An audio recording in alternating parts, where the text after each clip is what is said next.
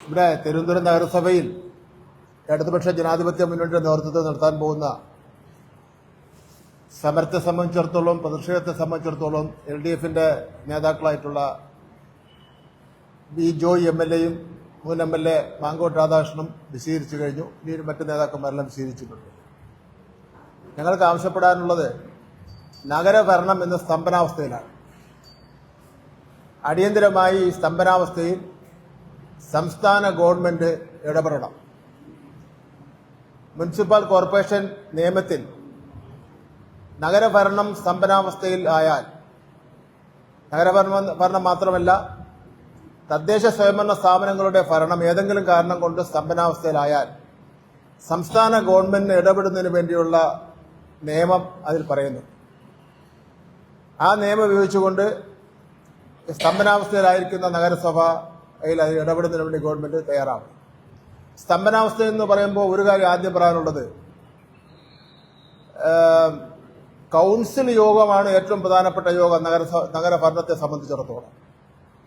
1 രൂപയെങ്കിലും ചെലവഴിക്കണമെങ്കിൽ അത് കൗൺസിലിന്റെ അംഗീകാരം ഉണ്ടാവണം. ഇപ്പൊ കൗൺസിൽ യോഗം ചേരുന്നില്ല എന്നുള്ളത് കൊണ്ട് എക്സ്പെൻഡിച്ചർ നടത്തുന്നതിന് വേണ്ടി കാണിക്കുന്നതിന് വേണ്ടി കഴിയുന്നില്ല, ചെലവഴിക്കുന്നതിന് വേണ്ടി അനുവാദം വാങ്ങുന്നതിന് വേണ്ടി കഴിയുന്നില്ല. അങ്ങനെ എല്ലാ നിലയിലും നഗരഭരണ സ്തംഭനാവസ്ഥയിൽ ആണ്. ഈ അറിയപ്പെടുന്ന ഗുണ്ടാത്തലവനായിട്ടുള്ള RSS-ന്റെയും BJP-യുടെയും നേതാവ്, കൗൺസിലർ, അയാളുടെ കൗൺസിലർഷിപ്പ് ക്യാൻസലാവും, നിയമാനുസരണം ക്യാൻസലാവും. അത് നിയമാനുസരണം ക്യാൻസലാക്കുന്നത് എത്ര നാൾ താമസിപ്പിക്കാം എന്നുള്ളതാണ് BJP-യുടെ RSS-ന്റെ നേതൃത്വം ആലോചിച്ചുകൊണ്ട് ഇരിക്കുന്നത്. അത് ക്യാൻസലാവുന്നതോടുകൂടി നഗരഭരണത്തിന് ഇന്ന് BJP-ക്കുള്ള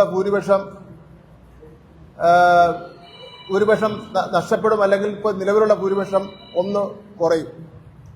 ആ ഒരവസ്ഥ ഒഴിവാക്കുന്നതിന് വേണ്ടിയാണ് നഗരവാസികളെ സംബന്ധിച്ചിടത്തോളം ഈ ബുദ്ധിമുട്ട് ഉണ്ടാക്കുന്നത്.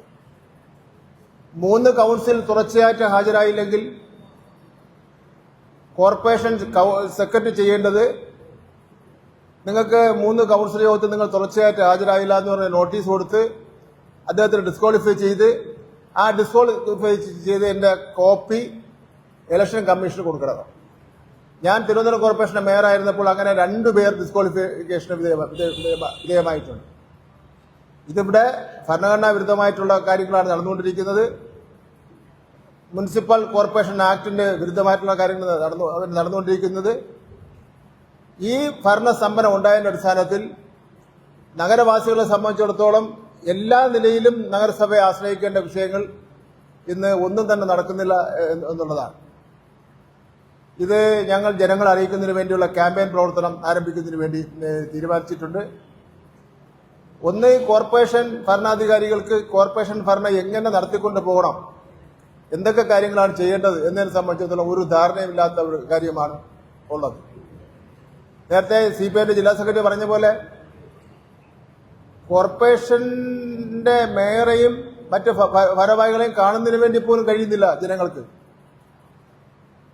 പ്രൈം മിനിസ്റ്റർ കാണുന്നതിനേക്കാൾ ഉള്ള സെക്യൂരിറ്റിയും നിയമങ്ങളുമാണ് കോർപ്പറേഷൻ ഓഫീസിൽ നിന്ന് എഴുതി വച്ചിരിക്കുന്നത്.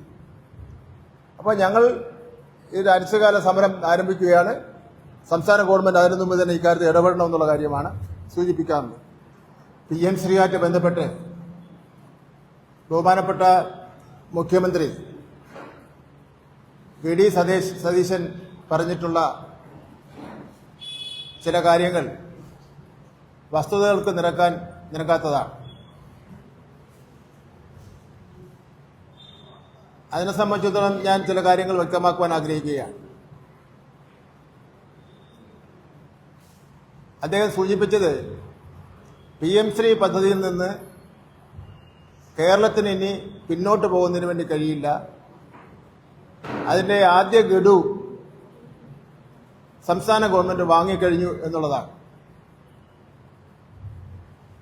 PM ശ്രീ പദ്ധതി നടപ്പിലാക്കുന്നതുമായി ബന്ധപ്പെട്ട് സംസ്ഥാന സർക്കാരിൽ നിന്ന് ഒരു ആനുകൂല്യവും കേരളം സ്വീകരിച്ചിട്ടില്ല എന്നുള്ള കാര്യം വ്യക്തമാക്കുവാൻ ഞാൻ ആഗ്രഹിക്കുകയാണ്. വിദ്യാഭ്യാസ അവകാശ നിയമപ്രകാരം 2024 മുതൽ 2026 വരെ കേന്ദ്ര വിഹിതം 205 കോടി രൂപയാണ് ലഭിക്കേണ്ടത്. ആകെ ലഭിക്കേണ്ടത് 1158 കോടിയാണ്. ഇത് ലഭിക്കാതെ വന്ന സാഹചര്യത്തിൽ അതിന്റെ മറ്റ് സാഹചര്യമൊക്കെ നമുക്ക് നേരത്തെ നമ്മൾ ഒരുപാട് ചർച്ച ചെയ്തിട്ടുള്ളതാണ്. 7000-ഓളം വരുന്ന അധ്യാപകരുടെ ശമ്പളം, യൂണിഫോം, അതുപോലെ തന്നെ ഉച്ചഭക്ഷണം, ST ഷെഡ്യൂൾ ട്രൈബ് വിദ്യാർത്ഥികളുടെ പ്രശ്നങ്ങൾ, തീരദേശത്തുള്ള വിദ്യാർത്ഥികളുടെ പ്രശ്നങ്ങൾ. അപ്പോൾ ഇതൊന്നും പരിഹരിക്കാൻ കഴിയാത്ത സാഹചര്യം വന്നപ്പോഴാണ് സംസ്ഥാന ഗവൺമെന്റ് SSKക്ക് ഫണ്ട് കൊടുക്കുന്ന സാഹചര്യം ഉണ്ടായത്. വിദ്യാഭ്യാസ അവകാശ നിയമം എന്ന് പറഞ്ഞാൽ മാൻഡേറ്ററി ആണ്, നിർബന്ധമായിട്ട് നൽകിയാലേ മതിയാവും. എന്നിട്ട് പോലും കേന്ദ്ര ഗവൺമെന്റ് അവരുടെ രാഷ്ട്രീയ കാഴ്ചപ്പാടിന്റെ അടിസ്ഥാനത്തിൽ ആ ഫണ്ട് അനുവദിക്കുന്നതിന് വേണ്ടി തയ്യാറായില്ല. അവസാനം കോടതിയിൽ കേസ് പോകുന്ന സാഹചര്യം വന്നപ്പോഴാണ്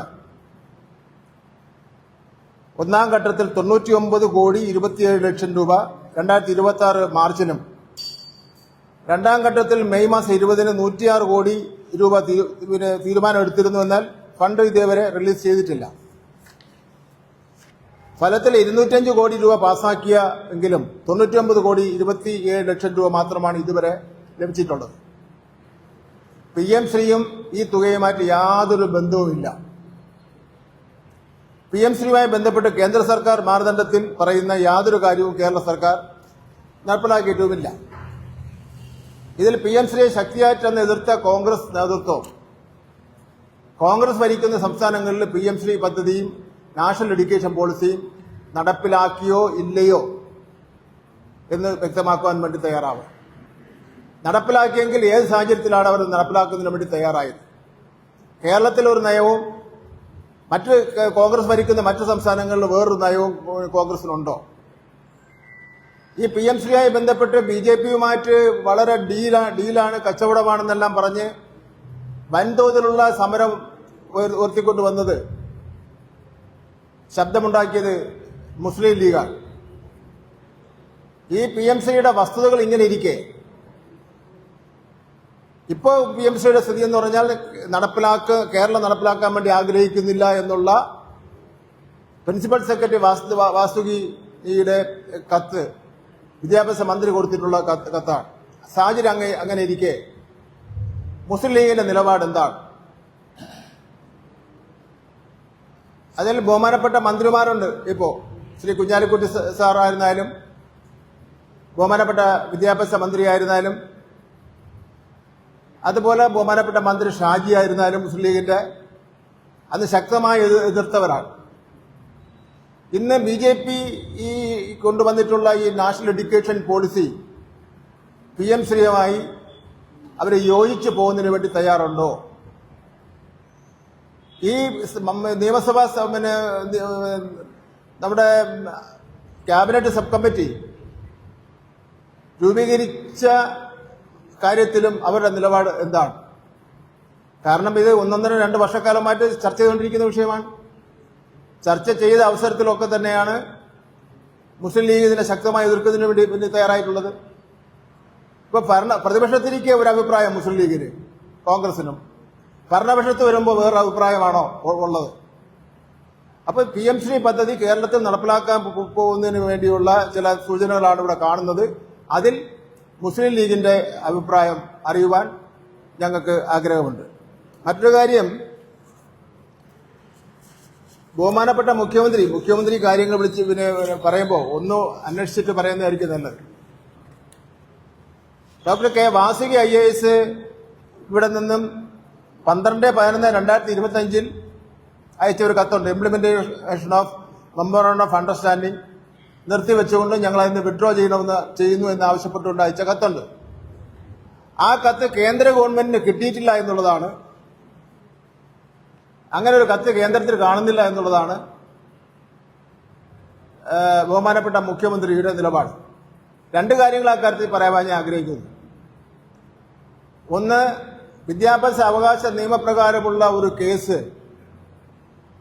സുപ്രീം കോടതിയിൽ വാദം നടക്കുമ്പോൾ കേരളത്തിൽ നിന്ന് ഈ പി എം ശ്രീ പദ്ധതി നടപ്പിലാക്കാൻ കഴിയില്ല എന്നുള്ള നിലപാട് എടുക്കുകയും അവർ രേഖാമൂലം കത്ത് സമർപ്പിച്ചിട്ടുണ്ടെന്ന് കോടതിയിൽ രേഖാമൂലം സമർപ്പിച്ചിട്ടുണ്ട്. അത് ബഹുമാനപ്പെട്ട മുഖ്യമന്ത്രി അറിഞ്ഞിട്ടില്ല. രണ്ടാമത്തെ കാര്യം, മെയ് മാസം 8 2026 ഈ കത്ത് ഇതുവരെ പുറത്തു വന്നിട്ടുള്ള കത്തല്ല. ബഹുമാനപ്പെട്ട സഞ്ജയ് കുമാർ IAS കേന്ദ്ര ഗവൺമെന്റ് സെക്രട്ടറി, വിദ്യാഭ്യാസ വകുപ്പിന്റെ സെക്രട്ടറി, നമ്മുടെ ചീഫ് സെക്രട്ടറി ഡോക്ടർ A ജയതിലകന് അയച്ച ഒരു കത്താണ്. ആ കത്തിൽ വ്യക്തമായി തന്നെ പറയുന്നുണ്ട്. അതിന്റെ ഒരു തർജ്ജിമ ഞാൻ പറയാം. പ്രിയ ചീഫ് സെക്രട്ടറി, 12/12/2025 കേരള സർക്കാരിന്റെ കത്ത് പ്രകാരം MOU നടപ്പാക്കുന്നത് സംബന്ധിച്ച ആശങ്കകൾ പരിശോധിക്കുന്നതിന് ഒരു സമിതിയെ രൂപീകരിക്കുവാൻ മന്ത്രിസഭ തീരുമാനിച്ചിരിക്കുന്നു എന്നും സമിതിയുടെ റിപ്പോർട്ട് പരിഗണനയ്ക്കായി സമർപ്പിക്കുന്നവരെ പദ്ധതി നടപ്പിലാക്കില്ല എന്നുമാണ് സൂചിപ്പിച്ചിരിക്കുന്നത്. ഈ കത്ത് മൂലം പദ്ധതിയുടെ നടത്തിപ്പിലും അതനുസരിച്ച് സംസ്ഥാന സർക്കാരിന്റെ സ്കൂളുകൾ തിരഞ്ഞെടുക്കുന്നതിലും കാലതാമസത്തിനിടയാവുകയാണ്. പ്രശ്നം ഇപ്പോൾ പരിഹരിച്ചതായി ഞാൻ പ്രതീക്ഷിക്കുന്നു. താങ്കൾക്കറിയാവുന്ന പോലെ 2022 സെപ്റ്റംബറിൽ ആരംഭിച്ച പദ്ധതി 5 വർഷത്തേക്ക് മാത്രമാണ് കാലാവധി ഉള്ളത്. പരിമിതമായ സമയം മാത്രമേ ഈ അവശേഷിക്കുന്നുള്ളൂ. ഇനി ഒന്നേകാല വർഷം മാത്രമാണ് ഇനി ഈ പദ്ധതിക്ക് വേണ്ടി അവശേഷിക്കുന്നത്. സംസ്ഥാനത്തെ കുട്ടികൾക്ക് ഗുണമേന്മയുള്ള വിദ്യാഭ്യാസം പ്രദാനം ചെയ്യുന്ന ഈ പദ്ധതി നടപ്പിലാക്കുന്നതിന് വേണ്ടിയുള്ള നടപടി സ്വീകരിക്കണമെന്ന് അഭ്യർത്ഥിക്കുകയാണ്. മേൽ പരാമർശിച്ചതനുസരിച്ച് കൂടുതൽ കാലതാമസത്തിനിടയാക്കാതെ PMC പദ്ധതി എത്രയും വേഗം നടപ്പിലാക്കുന്നതിന് ആവശ്യമായ നടപടികൾ സ്വീകരിക്കണമെന്ന് അഭ്യർത്ഥിക്കുന്നു. ഇത് കേന്ദ്ര വിദ്യാഭ്യാസ സെക്രട്ടറി നമ്മുടെ ചീഫ് സെക്രട്ടറിക്ക് അയച്ചിട്ടുള്ള കത്താണ്. ബഹുമാനപ്പെട്ട മുഖ്യമന്ത്രി ഈ കത്ത് കണ്ടിട്ടില്ല. അദ്ദേഹം പറയുന്നത് വെച്ചാൽ കേരളത്തിൽ നിന്ന് അങ്ങനെ ഒരു നടപ്പിലാക്കുന്നില്ല, വിഡ്രോ ചെയ്യുന്നു എന്ന് പറഞ്ഞുകൊണ്ടുള്ള ഒരു കത്ത് അയച്ചിട്ടുണ്ടെങ്കിലും അതിന് ഒരു മറുപടിയും ഇവിടെ കിട്ടിയിട്ടില്ല എന്നുള്ളതാണ് പ്രധാനപ്പെട്ട വാദമായി ബഹുമാനപ്പെട്ട മുഖ്യമന്ത്രി പറഞ്ഞത്. മറുപടി പക്ഷെ കിട്ടിയിട്ടുണ്ട്. ആ മറുപടിയാണ് ഞാനിവിടെ സൂചിപ്പിച്ചത്. മറുപടിയുടെ കോപ്പി ആർക്കെങ്കിലും മാധ്യമങ്ങൾക്ക് ആവശ്യമുണ്ടെങ്കിൽ അത് ലഭ്യമാണ്.